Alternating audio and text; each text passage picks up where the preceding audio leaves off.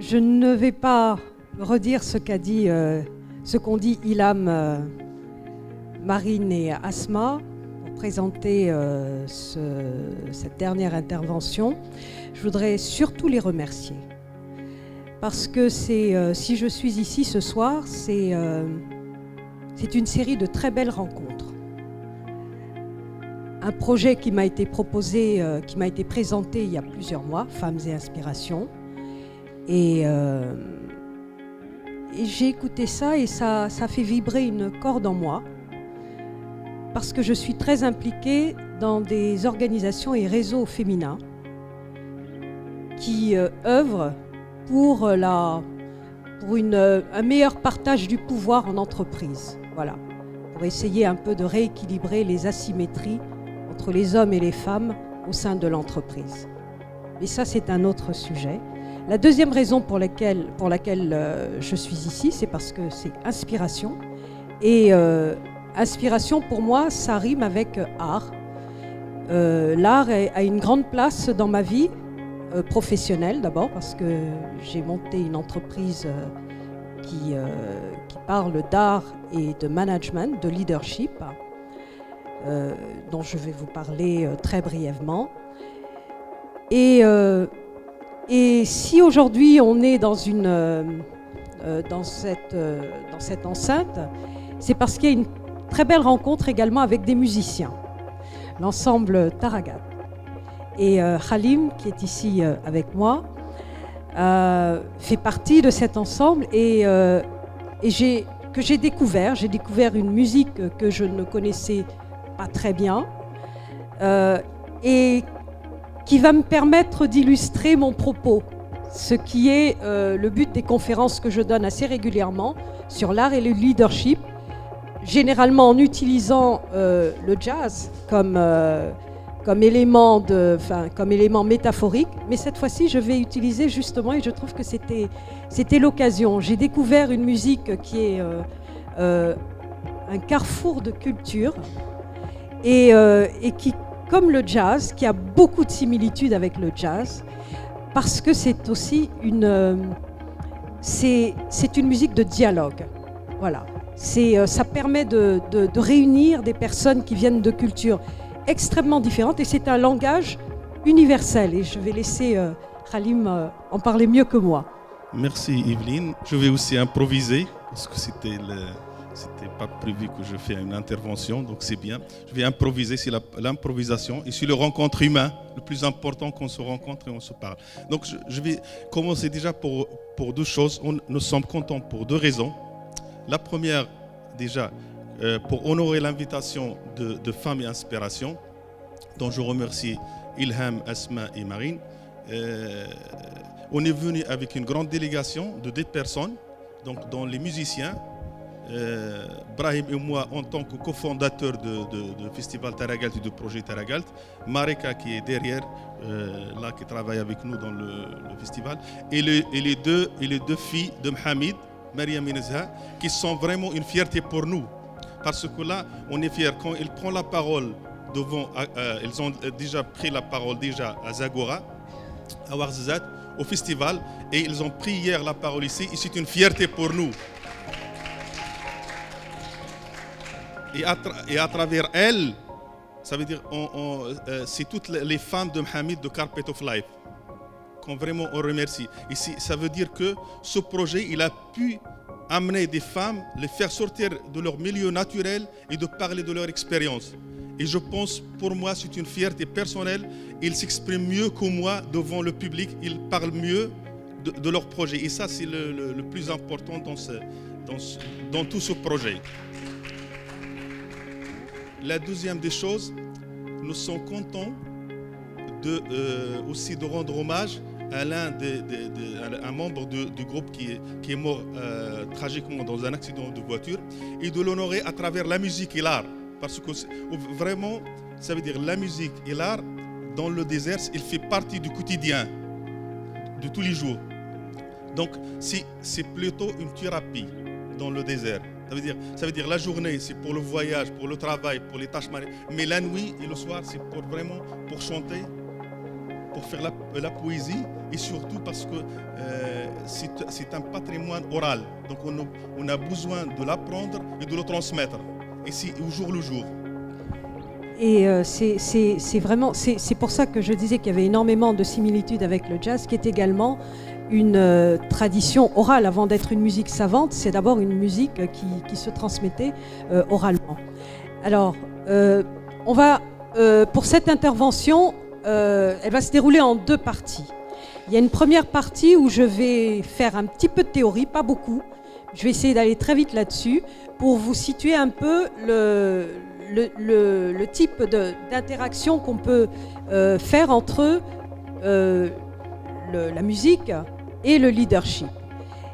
Et ensuite, on passera à la pratique et on sera accompagné par des musiciens pour que vous compreniez par l'exemple de quoi il s'agit quand on parle d'improvisation qui peut aussi bien concerner le monde de la musique et le monde du management.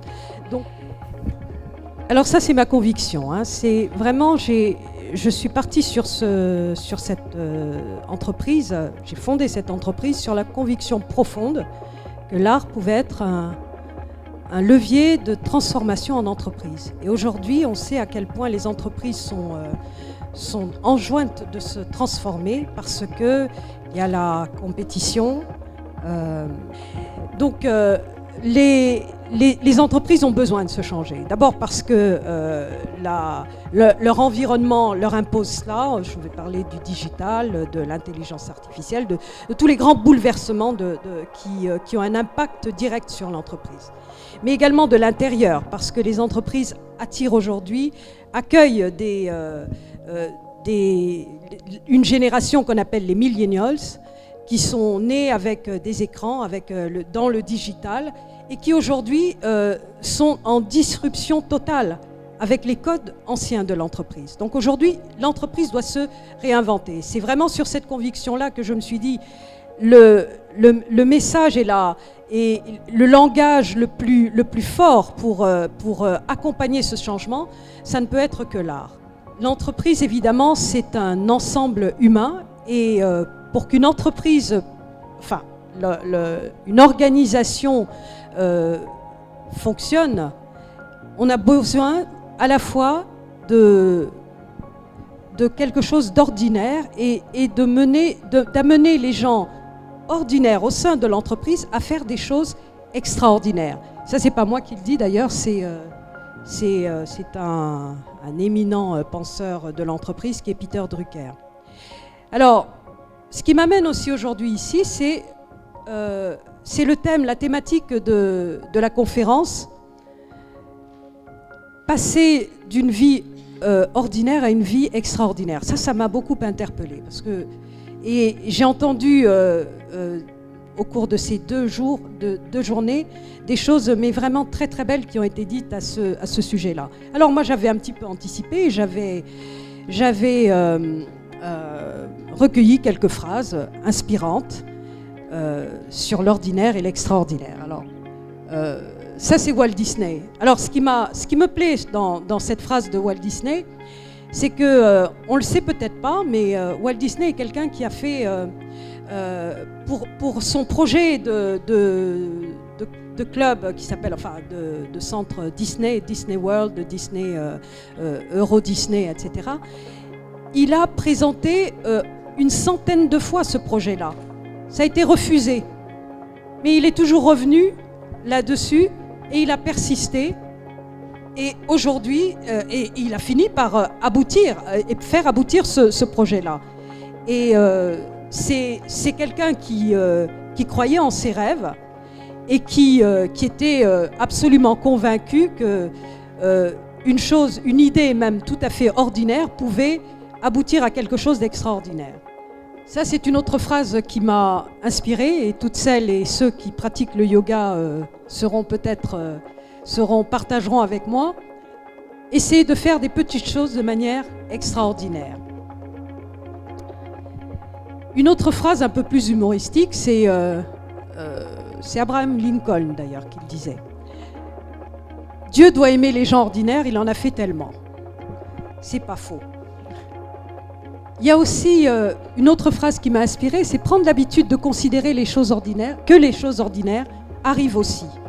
Une autre phrase qui est d'un philosophe, il n'y a que le sublime pour nous aider dans l'ordinaire de la vie. Ça aussi, ça m'a beaucoup parlé. Il n'y a pas de moment ordinaire. Ça aussi, je trouve que c'est à nous, en fait, de faire de ces moments ordinaires quelque chose d'extraordinaire. Et quelque chose en quoi je crois énormément, l'amour est la seule force, à la fois qui transforme un individu en un être extraordinaire et irremplaçable, et aussi une force pour laquelle il vaille la peine de vivre et de souffrir. Et ça, je trouve que c'est vraiment très fort. Et enfin, Paulo Coelho, qui est souvent inspirant. L'extraordinaire se trouve sur le chemin des gens ordinaires. Voilà, je voulais partager ça avec vous parce que ce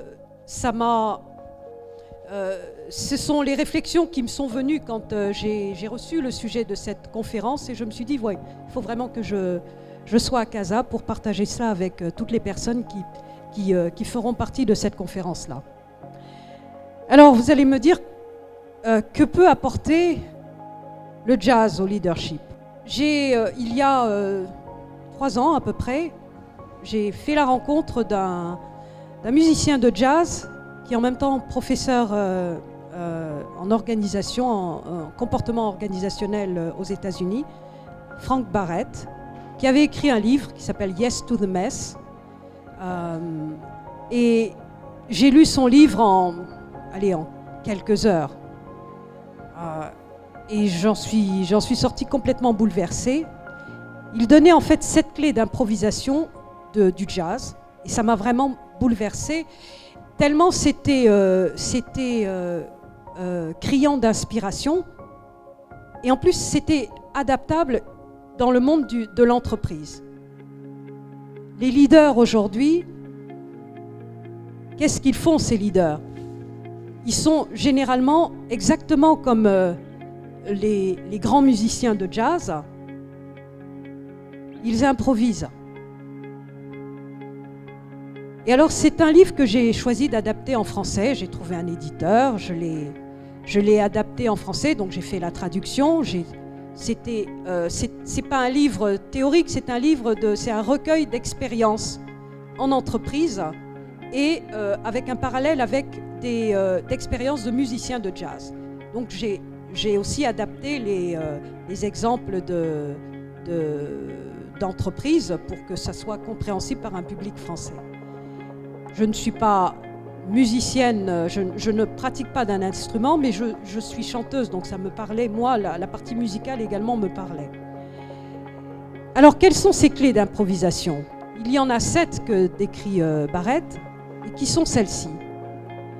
Alors, la première, c'est bousculer les routines, c'est-à-dire vraiment apprendre à désapprendre. On vit dans des conditionnements, on est élevé dans des conditionnements, et c'est vraiment quelque chose de très important un travail très important, un chemin très important de se déconditionner de tous ces conditionnements-là.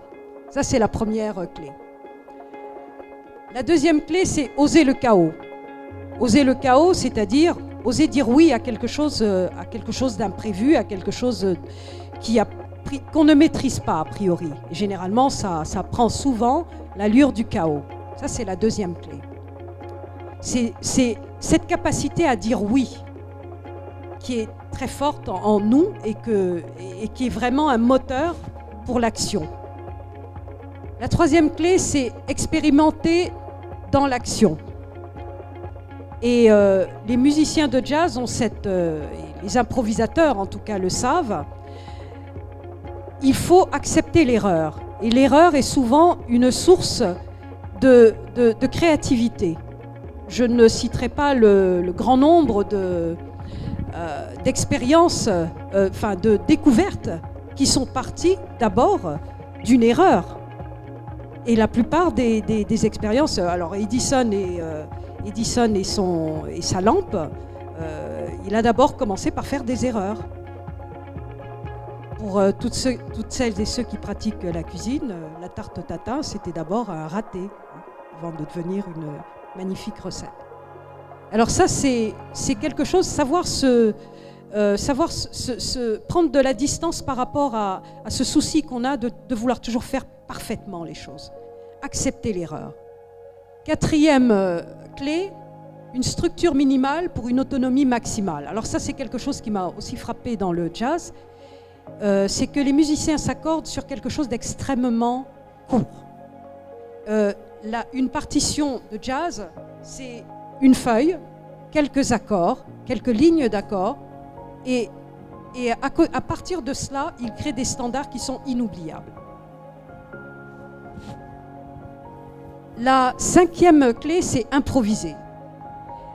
Improviser en partageant des expériences. Et ça se fait beaucoup dans le jazz, on le fait beaucoup, peut-être un peu moins en entreprise. C'est après la session, après le concert, après la session de jam, les musiciens partagent du temps ensemble. Et c'est pendant ce temps, c'est un temps de partage, d'expérience.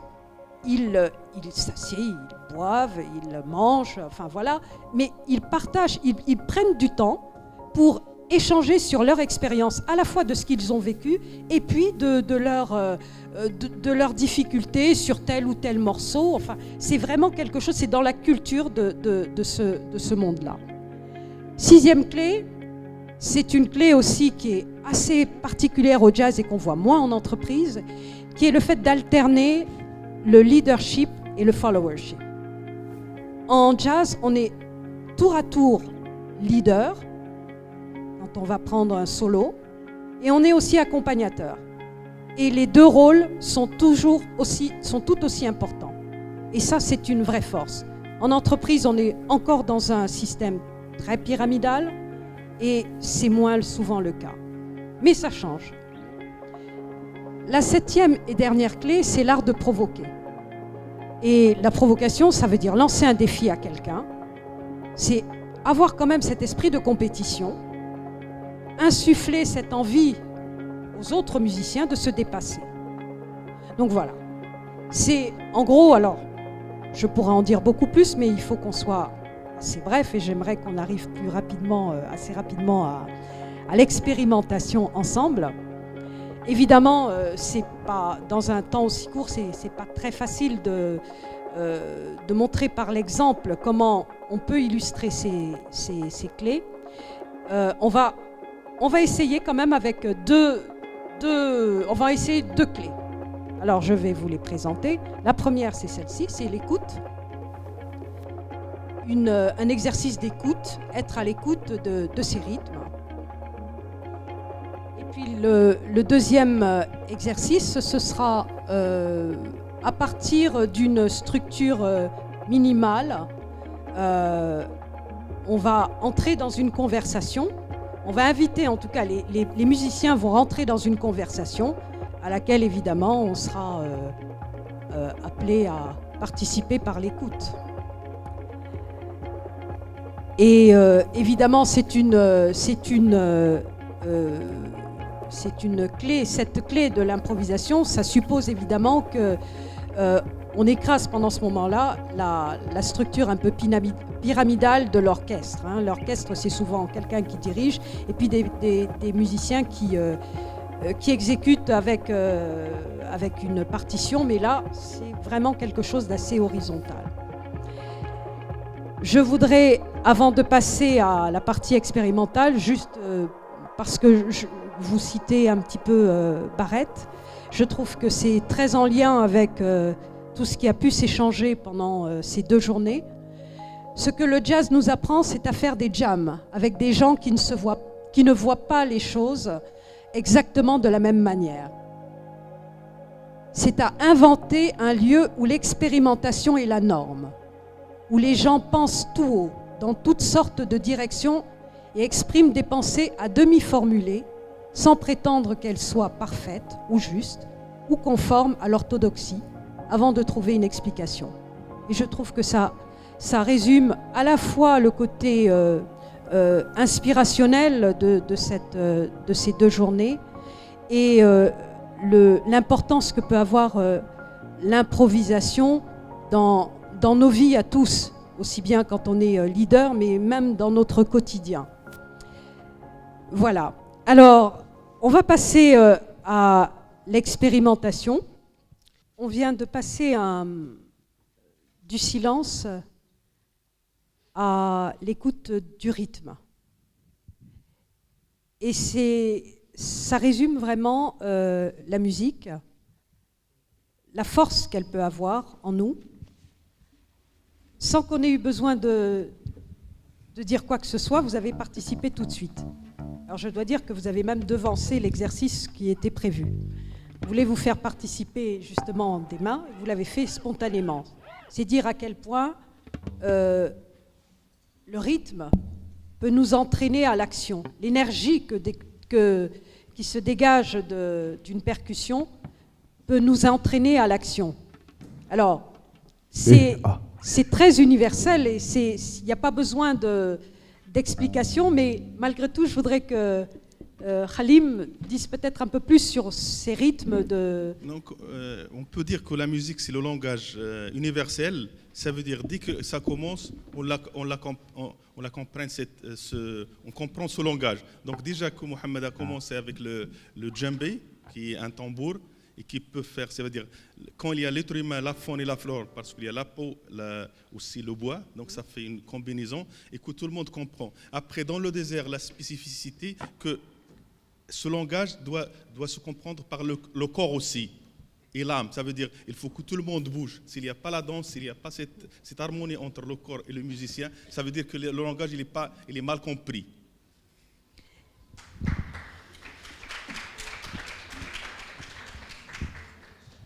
Ah, d'accord. On va se mettre là. On veut pas cacher les artistes aussi. Alors on va peut-être faire ça. Voilà.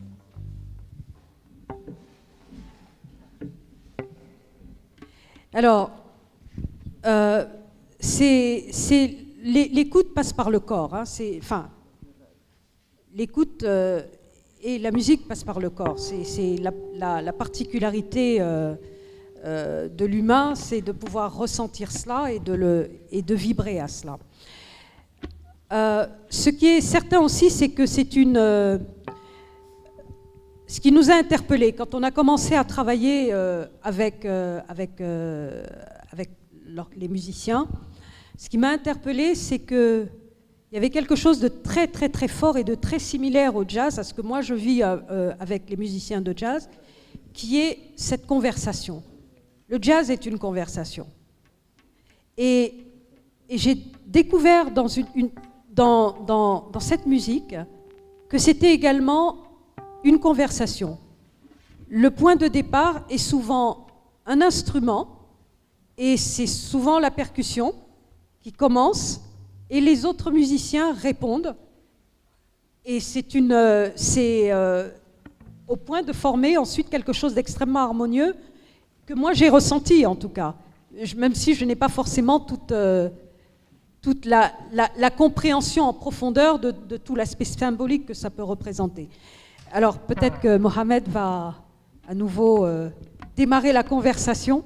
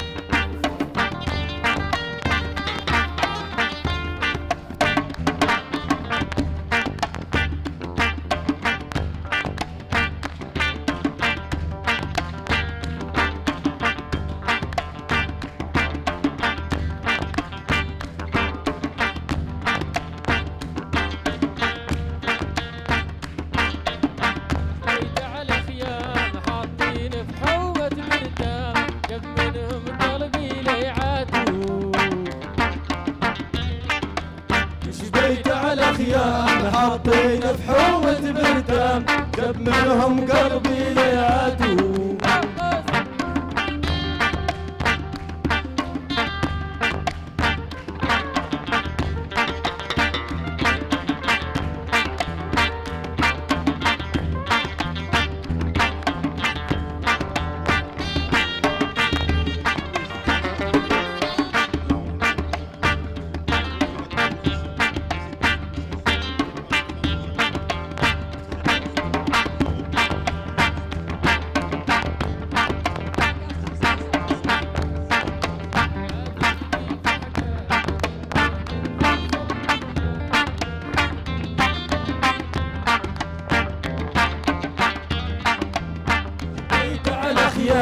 حاطين بحومة برتام جاب منهم قلبي ليعاتو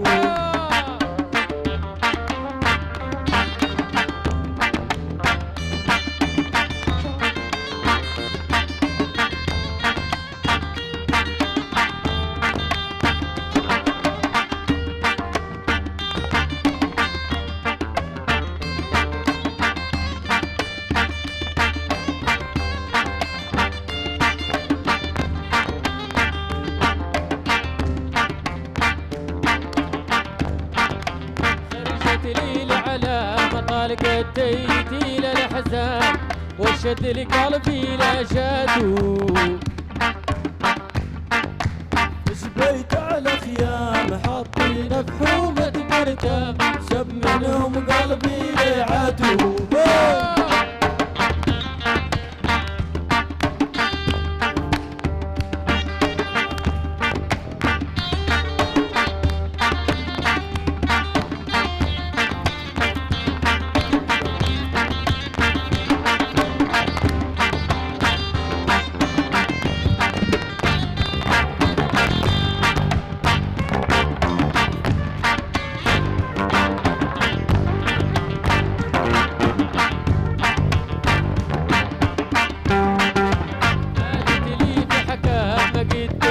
فيسر الكلام والهادي الجيل لا جاتو جبيت على خيام حاطين بحومة برتام جاب منهم قلبي ليعاتو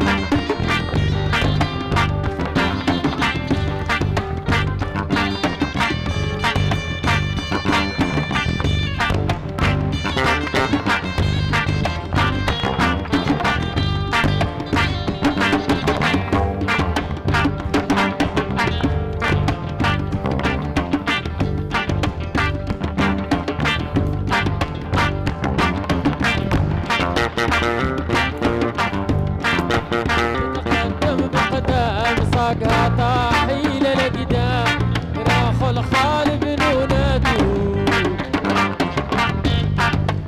جبيت على خيام حاطين بحومة برتام جاب منهم قلبي ليعاتو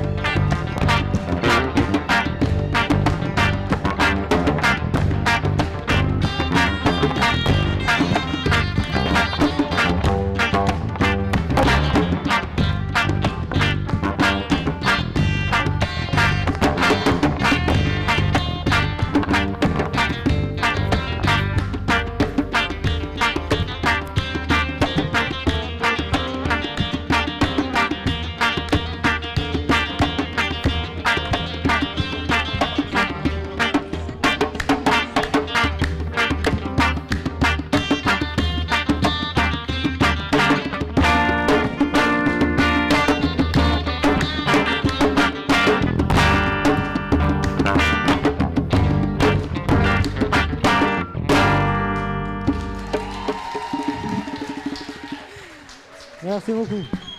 Merci. Merci. Ah ben c'est pas fini, c'est pas fini. On était justement en train de partager quelque chose avec Khalim. C'est que maintenant tout le monde parle la même langue là. Hein? Moi je ne connaissais pas et je ne comprends pas les paroles qui ont été dites, mais je les ressens profondément. Et je laisse à Khalim le soin de... Non, je dirais, c'est là, donc c'est le corps, on est en harmonie tous, les musiciens et le public, on est en harmonie. Et ça veut dire on comprend le langage. Et ces jeunes-là sont tous autodidactes. Leur seul langage où le public peut comprendre, c'est la musique. Ils ont voyagé partout. Elles étaient en Hollande, en France, partout. Mais le langage universel qu'ils peuvent parler, c'est leur musique. Et donc, eux, la première fois qu'ils montaient sur scène, c'était en 2009, avec la naissance de Teragalt, aux côtés du groupe Tinariwen. Et là, ils sont là avec... Alors... Et le morceau qu'ils ont joué, c'est un chant de femmes de désert. Donc c'est une transmission de ce patrimoine. Femmes inspirantes. Donc voilà. On va la mettre sur le... Mais toutes les femmes sont... D'accord. Voilà. Alors, il y a un dernier exercice qui est l'exercice un petit peu où chacun va prendre le lead. Donc va prendre un solo. Et c'est la même conversation, mais où chacun prendra la après l'autre. Et on va recommencer le troisième morceau, le troisième exercice.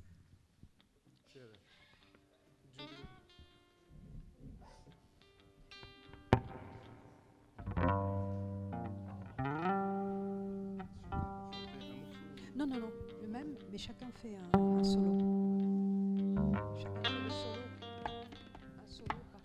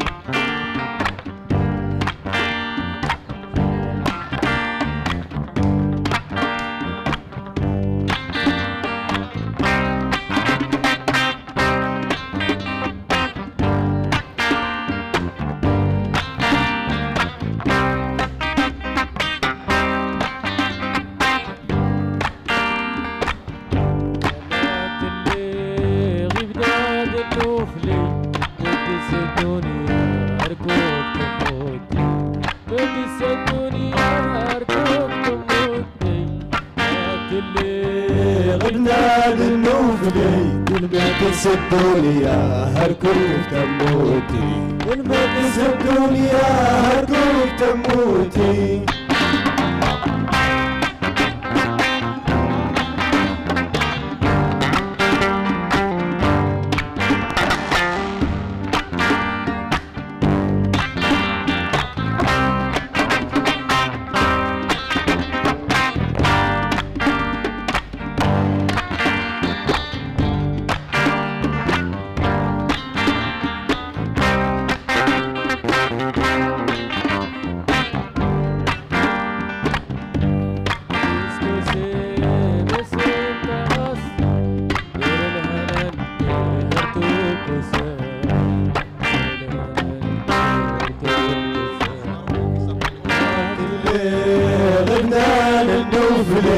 المقدس الدنيا هركوك تموتي المقدس الدنيا هركوك تموتي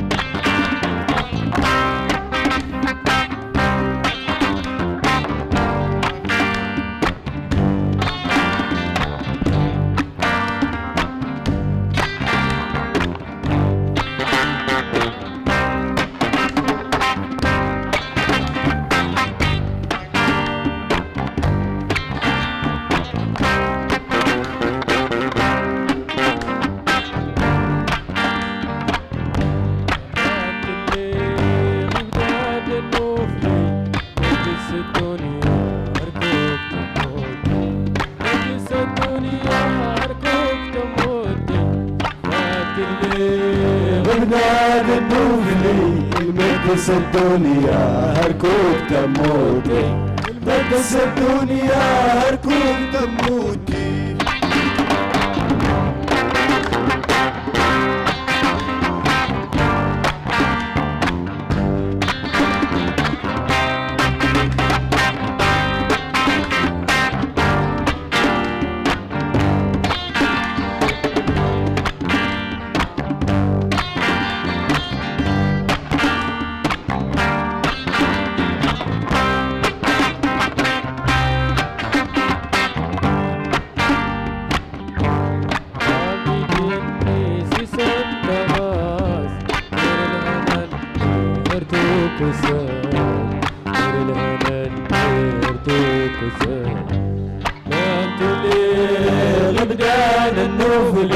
المقدس الدنيا هركوك تموتي المقدس الدنيا هركوك تموتي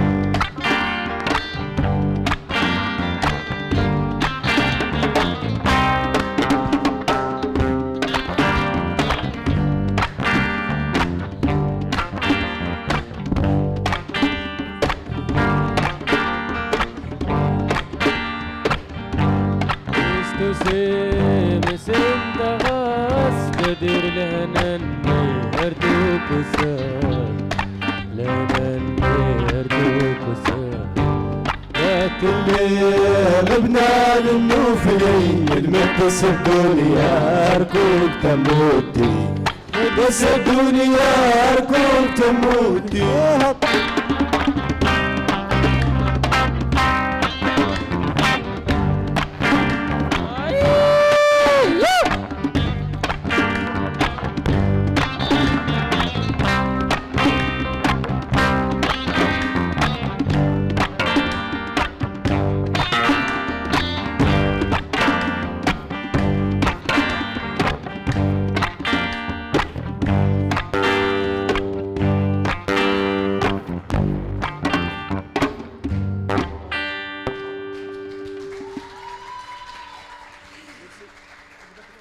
Je vois que ça marche très très bien avec l'ensemble Targat.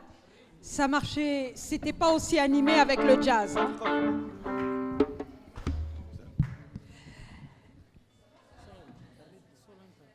Alors, avant de passer à la partie concert, je pense que c'est important de... Si vous avez des questions... Ah, on s'en doutait, hein, on s'en doutait. Alors, on va zapper les questions. Bravo, bravo Yveline.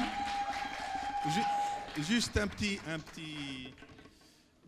petite contribution pour dire que la marraine de notre festival, c'est Et en parlant d'inspiration, s'est inspirée de travail des femmes, Carpet of Life. Il a fait son dernier album qui s'appelle Zarabi. Il cartonne partout. Il parle de femmes de Mohamed partout dans le monde. Merci, une pensée à Et avant de finir, j'appelle Brahim ici pour présenter les artistes.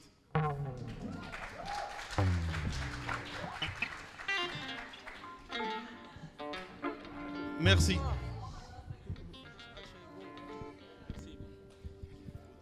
Bonsoir et merci beaucoup. Merci Femme Inspiration pour cet bel événement. Et donc, on parle musique. Musique, c'est un langage universel, un dialogue qui rapproche tous les peuples. On est vraiment fiers d'être marocains dans le sud du Maroc, mais que nous avons une identité aussi plus profonde africaine. Aujourd'hui, nous sommes tous des jeunes de cette dernière oasis qui aussi a été dans le passé un carrefour des caravanes, un carrefour des cultures. Aujourd'hui, nous avons beaucoup de plaisir et très heureux d'être parmi vous ici, à Casa, et merci infiniment aux femmes et Inspiration et à tous les gens. Nous avons été vraiment enchantés et nous avons appris énormément de choses grâce à toutes les belles énergies de toutes ces femmes qui sont intervenues avant, qui ça nous touche beaucoup. Et on veut dire que la femme, avant tout, c'est notre mère, c'est notre sœur, et c'est notre femme, et c'est l'avenir. Absolument. Bravo. Bravo, merci beaucoup. Donc, je vous présente Génération Taragalt, c'est tous ces jeunes qui n'ont jamais été à l'école, c'est-à-dire l'école, qui n'ont jamais appris la musique à travers l'école, ou dans l'école, pardon.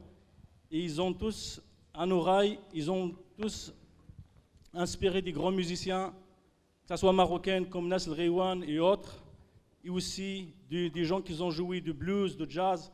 Et je veux citer quelques grands personnages qui ont connu la musique africaine, comme Ali Farkatouri, paix son âme, et d'autres, Tina Rawin, et plein d'autres musiciens. Alors aujourd'hui,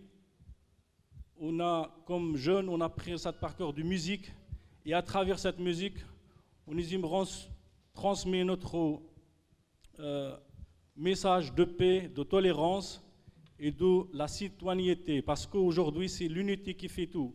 Et on ne parle pas parce que c'est comme un langage de politique, mais plutôt c'est un langage humain. Parce que l'homme avant tout, et le dialogue avant tout.